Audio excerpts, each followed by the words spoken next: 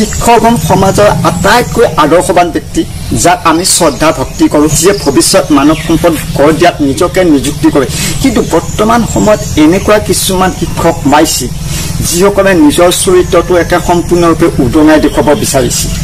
তেওঁলোকৰ কলংকিত চৰিত্ৰই সমাজখনক শিক্ষা ব্যৱস্থাৰ লগতে শিক্ষক সমাজখনক বহু ধৰণে বঞ্চিত কৰিছে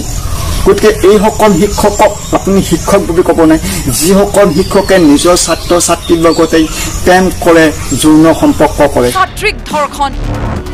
শিক্ষকৰ কলংকিত ঘটনাৰ পিছতে উত্তাল ঢলা চৈখোৱা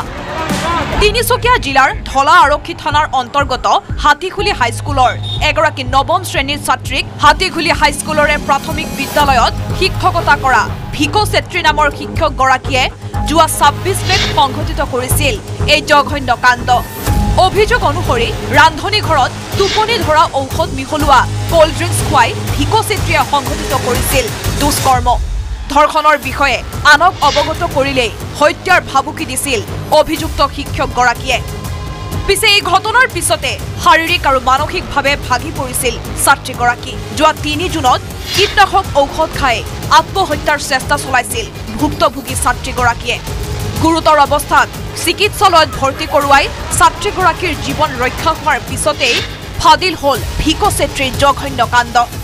ভুক্তভোগী ছাত্ৰীৰ মুখেৰে সকলো কথা জনাৰ পিছত হতচকিত পৰিয়ালে ন্যায় বিচাৰি ঢলা আৰক্ষীৰ কাষ চাপে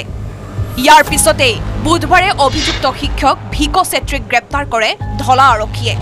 সেইবিলাকক সঁচাকৈ কি বুলি ক'ব আপোনালোকে স্কুলত শিক্ষা দিব যায় নে তেওঁলোকে স্কুলত প্ৰেম কৰিব যায় আৰু কিছুমান শিক্ষক আছে যিসকলে স্কুলত সময়মতে উপস্থিত নহয়গৈ মাহে মাহে মাথো দৰমহা পোৱাৰ চিন্তা চৰ্চা কৰে সেনেকুৱা শিক্ষকবিলাকক কোনে সেইবিলাক শিক্ষকক আপোনালোকে কি শিক্ষক বুলি ক'ব নাই কৈছিল কোনোবা এজন মহৎ লোকে কৈছিল যে শিক্ষক বোলে মমৰ নিচিনা নিজে গুবি গুবি গুবি আনক পোহৰ দিয়ে আৰু তেনেকুৱাকে শিক্ষক বুলি কয় আৰু শিক্ষকগণ সমাজৰ আটাইতকৈ আদৰ্শবান ব্যক্তি যাক আমি শ্ৰদ্ধা কৰোঁ যাক আমি ভক্তি কৰোঁ যাক আমি দেখিলেই মূৰ দুৱাৰ প্ৰণিপাত কৰোঁ কিন্তু আজিৰ সমাজত এনেকুৱা কিছুমান শিক্ষক পাইছে যিয়ে নিজৰ কলংকিত চৰিত্ৰটো উদঙাই দেখুৱাবৰ কাৰণে লজ্জাবোধ নকৰে তেওঁলোকে নিজৰ পঢ়ুৱা ছাত্ৰ ছাত্ৰীৰ লগতে কি কয় যৌন সম্পৰ্ক কৰে আৰু তেনেকুৱা এজন শিক্ষক হ'ল এইজন শিক্ষক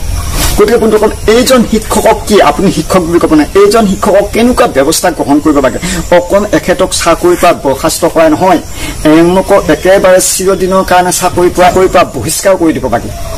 বহিষ্কাৰ কৰি দিব লাগে আৰু এওঁলোকক পাৰিলে সমাজে তাৰমানে বিহিত ব্যৱস্থা গ্ৰহণ কৰি যাতে ভৱিষ্যতে এনেকুৱা কিছুমান শিক্ষকে যাতে আমাৰ শিক্ষা ব্যৱস্থা কলংকিত কৰাই নহয় শিক্ষক সমাজকো লজ্জিত কৰিব নোৱাৰে গতিকে এই সকল শিক্ষকক নাকি মৰাটো সমাজৰ দায়িত্ব হয় কাৰণ তেওঁলোকৰ সমাজৰ আটাইতকৈ আদৰ্শবান ব্যক্তি যিয়ে আমাক মানৱ সম্পদ হিচাপে গঢ় দিয়ে যিয়ে আমাৰ ভৱিষ্যত প্ৰজন্মক সুৰক্ষা দিয়ে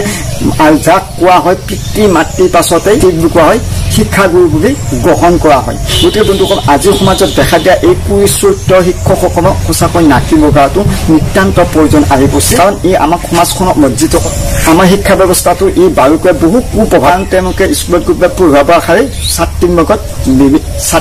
প্ৰেম কৰি থাকে নিৰ্ণয় কৰি থাকে বন্ধুসকলৰ কাৰণে বেয়া লাগে যিহেতু তেওঁলোক শিক্ষক হয় আমাৰ আদৰ্শবান ব্যক্তি হয়তো জৰিয়তে তেওঁলোকক অনুৰোধ কৰিছোঁ তেওঁলোকে নিজৰ শিক্ষা ব্যৱস্থাটো কাৰণ তেওঁলোকে আমাৰ আদৰ্শবান ব্যক্তি যিসকল আদৰ্শ জীয়াই ৰাখি আমাৰ ভৱিষ্যত প্ৰজন্মক সুৰক্ষা দিয়ক ভৱিষ্যত প্ৰজন্মক গঢ় দিয়ক আৰু ভৱিষ্যত প্ৰজন্মক মানুহ হিচাপে মানৱ সম্পদ হিচাপে আগবঢ়াই লৈ যাক সেইটোকে কামনা কৰিছোঁ